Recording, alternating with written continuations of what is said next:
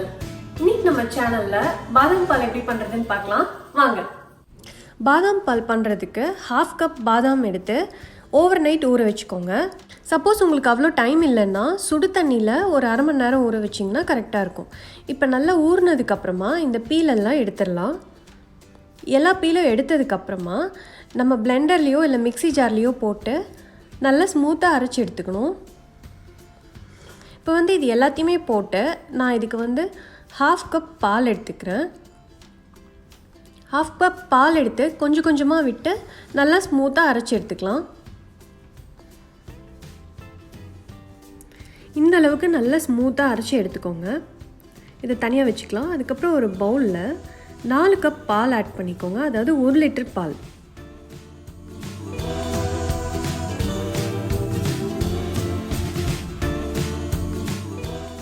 பால் கொதிக்கிற டைமில் கொஞ்சமாக குங்குமப்பூ எடுத்து இந்த மாதிரி க்ரஷ் பண்ணி ஒரு பவுலில் போட்டுக்கோங்க.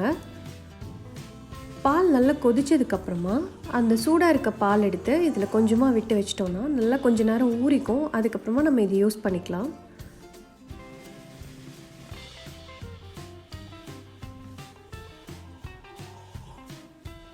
பால் நல்லா இந்த மாதிரி கொதித்ததும் நம்ம அரைச்சி வச்ச பேஸ்ட்டை இந்த ஸ்டேஜில் நம்ம ஆட் பண்ணிடலாம்.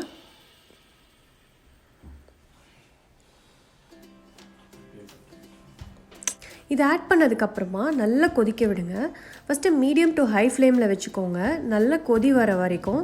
அதுக்கப்புறமா நம்ம மீடியம் டு லோ ஃப்ளேமில் கன்வெர்ட் பண்ணி வச்சு 15 மினிட்ஸ் நல்லா கொதிக்க விட்டு ஆஃப் பண்ண போகிறோம். பாருங்கள், இந்த மாதிரி நல்லா கொதித்ததும் நம்ம மீடியம் டு லோ ஃப்ளேமுக்கு மாற்றி வச்சுட்டு 15 மினிட்ஸ் இப்படியே வச்சு நல்லா கொதிக்க விடுங்க. அப்பப்போ பொங்கு வரும்போது மட்டும் நம்ம மிக்ஸ் பண்ணி கொடுத்தா போதும். இப்போ இந்த ஸ்டேஜில் நம்ம குங்குமப்பூ கரைச்சி வச்சதை ஆட் பண்ணிடலாம்.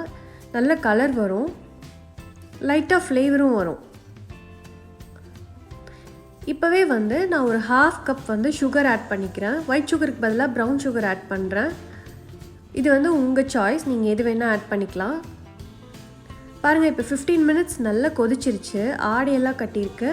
ஸோ இந்த ஸ்டேஜில் நம்ம கொஞ்சமாக ஏலக்காய் பொடி போட்டு நம்ம ஆஃப் பண்ணிடலாம். இப்போ நான் 1 டீஸ்பூன் ஏலக்காய் பொடி போடுறேன்.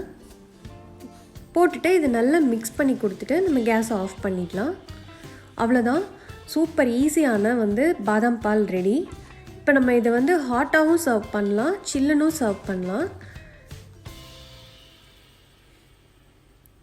சர்வ் பண்ணுறதுக்கு முன்னாடி சின்ன சின்னதாக கட் பண்ணி வச்ச பாதாம் பீசஸை போட்டு சர்வ் பண்ணிங்கன்னா சூப்பர் யம்மியாக இருக்கும்.